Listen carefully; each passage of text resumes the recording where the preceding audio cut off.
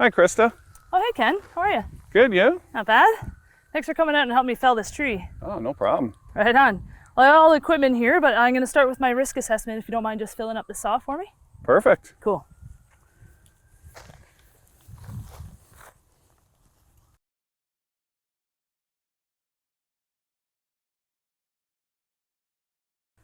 Okay, so here we are at the tree that we're going to be felling.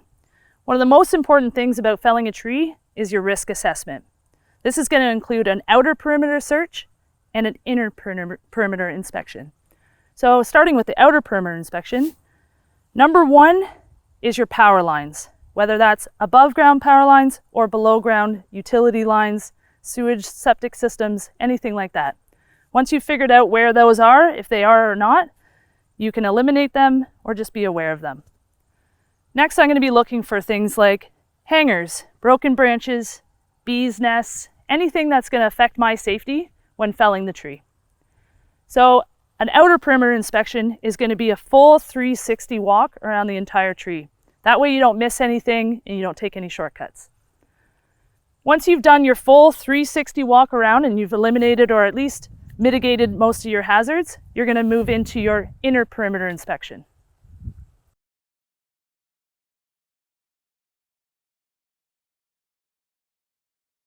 Okay, now that we've done our outer perimeter inspection, we move on to our inner perimeter inspection.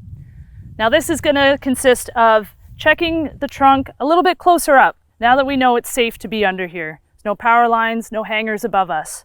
So now what I'm looking at is looking for, say, some fruiting bodies, some cracks, hollow sections, maybe a bee's nest at the base of the tree, anything that's going to affect my safety and the safety of this felling procedure.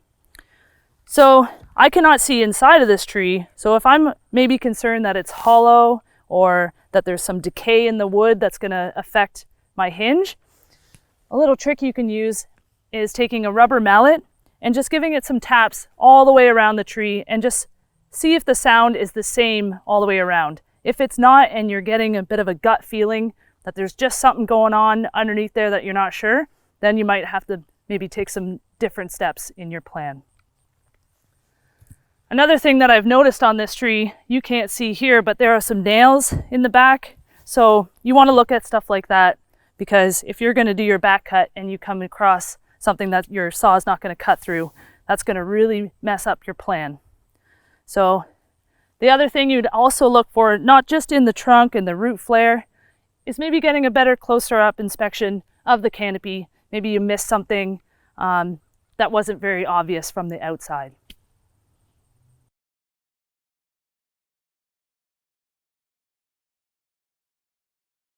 Now that Chris has went over the integrated risk assessment, let's move on to step 2.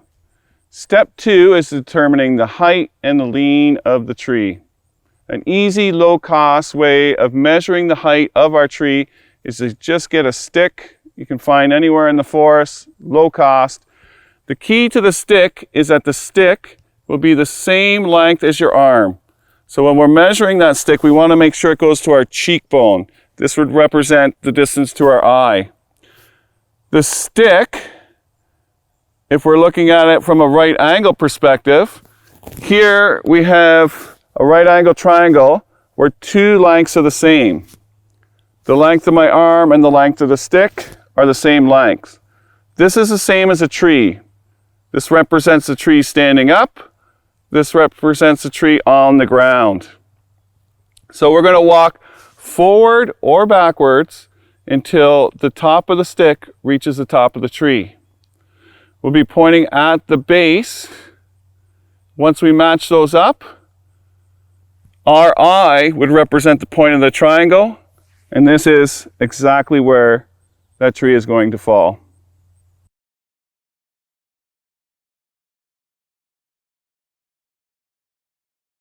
Once we've determined the height of the tree, we're going to stay in that location to determine the side lean.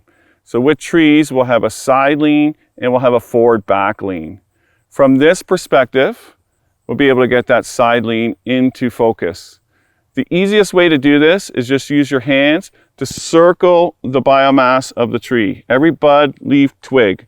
Don't go beyond it and don't go within it. So we're going to trace that tree with our hands so that our thumb comes down to the base of that tree. Our thumbs, where they meet, is the center of mass.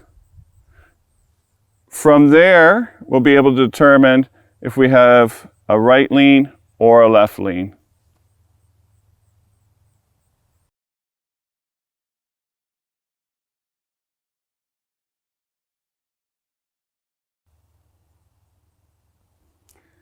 We've come 90 degrees, our direction of fell, to assess the forward back lean of this tree.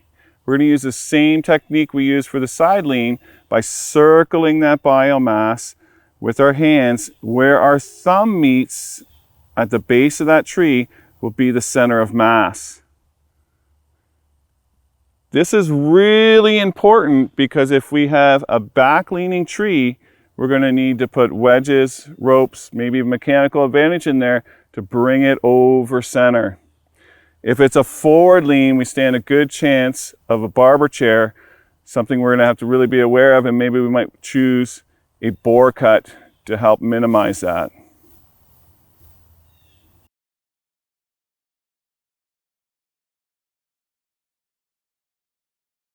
Okay, our saw is filled up with 50-to-1 mixture. Chain sharpened, we're ready to go. This would be a great time to talk about step number 3, which is equipment. Whenever felling a tree, we want to set ourselves up for success. I like the song, all I do is win, win, win, no matter what, and that's what you want to do. So some things we want to bring with us with every felling operation is definitely this little orange doodad here known as a wedge. There's 2 different types of wedges. This one here is a felling wedge. It has those barbs designed to hold into that wood when felling, as opposed to the bucking wedge, which is smooth with air grooves designed to come out when bucking wood.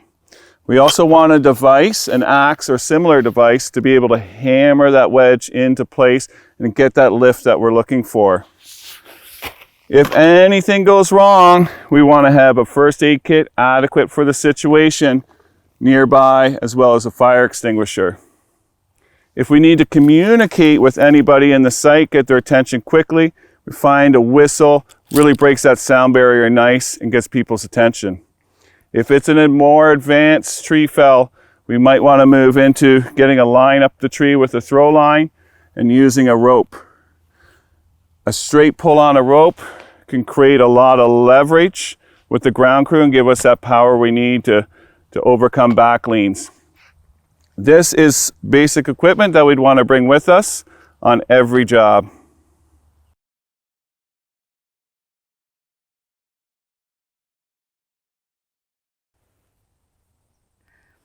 Okay, now that we've gone over all the equipment that we're going to need to safely and successfully fell this tree, we are going to go over step number 4, which is your escape route. Your escape route is incredibly important when felling a tree, and more importantly, figuring it out before you start to fell. So we have determined with our leans and loads that we're going to fell the tree in this direction. Because of that, it's going this way, 90 degrees to the side is here.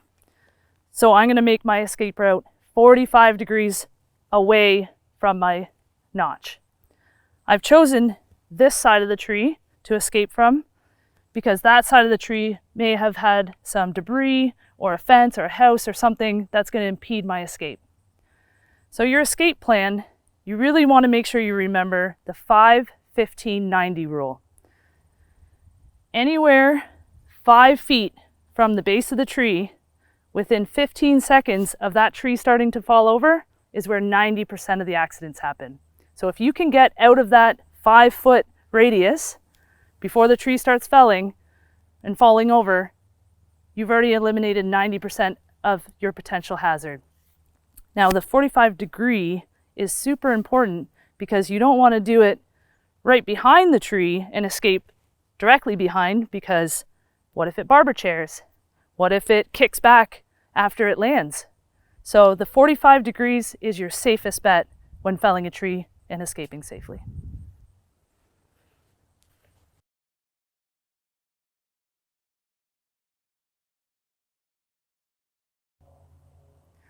All right, so we've determined our safe escape route, 45 degrees to the direction of our fell. So now we have to make our notch. So making your notch, you want to make sure you're aiming it in the right direction. So I'm aiming it at you. I like to have the tree, preferably on my left-hand side, up against my body, nice and comfortable. So as part of my escape route, I've already cleared any debris that was at the base of the tree that's going to affect how my stance is, because I want to be in full control of this saw all the way through all of the cutting on this fell. So how do I know I'm aimed exactly where I want it to be? One really good way to do this is using your felling sights. All chainsaws have them. This particular model has one on the top. So when you're using the saw at the bottom of the bar, I can see it and I can line that up with you. Then if I'm using the bottom of the bar, it continues along the flywheel here of the saw, so I can still make sure that I'm in the right direction. And if I'm going to get really fancy, work the other side of the saw, the top of the bar, it's got another indicator on the top plate. So everywhere you turn the saw, you're going to see your felling sights. So now that I've determined my direction, I need to make my notch in the wood, but not too far, okay? So you're looking at this tree as 100% from right hand to left hand. I want my notch to come in at a 70-degree angle into the wood and stop, leaving 10% of the capacity of the wood on either side, okay? That meaning when my bar comes down, I'm gonna stop before I come in way too deep and my apex of my notch is right at the side. You don't want that. 80% gives you that 10% on either side, gives you a little bit of leeway in case you need to fix and correct your notch as you cut out all the material. So, tree's on my left. I'm in a nice good stance. I'm in my power zone. My saw is started. Handbrake is off. Lining up my sights. Now I want my 70 degrees. Now I don't see any leveler or protractor on this saw, so how do I know I'm getting that nice 70-degree angle? Good way to do that is grabbing the corner portion of your handle. So you're gonna go full thumb wrap around, and holding that handle that way gives you your 70 degrees. So again, left side on, plunging in, 70 degrees. Now what I don't want to see is this, cutting with your face right in the kickback zone. When you put your bar in there and you've determined your felling angle, your 70-degree angle into the tree, once it's in there, you don't need to keep looking. That bar is straight. You can't bend it no matter what you try. It's going to stay in there, okay? So once it's in, the only view you should be looking at is maybe through here. See this handbrake has holes in it. That's designed so you can see through and you can see that bar as you're cutting. So there's no need to be doing any of this, okay? So I'm in, I'm going down, okay? I'm at about that 80%. Now I'm gonna take that out and I'm probably gonna check it before I commit to the bottom portion of my notch. So this is where I'm gonna check and I'm gonna make sure that my 70-degree top part of my notch has come down and left me that 10% on either side. Okay, so you don't want to overcut that. So I've determined, okay, I've set that nice, it's even. I haven't dropped the bar down on one side or dropped the bar down on the back side. And now I come in and I do my 20-degree angle for the bottom of my notch. So now to get that 20-degree angle, here's your 90, holding it straight. Now if you grab this bent corner here, that's going to give you your 20%, okay? Or 20 degree, I'm sorry. So you're going to come in, again, handbrake off, grab that corner there for your 20 degrees. And again, same thing, come in nice and easy, nice and even, no tilting or turning till you match up, and then the notch should fall out. Then you're going to check it and just tidy it up and make sure it's good. Brake on, take that notch away, clean out any debris that's still stuck in there, and make sure that all of it's nice and cleaned out and clear, and you've got that perfect 70 down, 20 up, which gives you a nice open-faced 90-degree notch. Properly.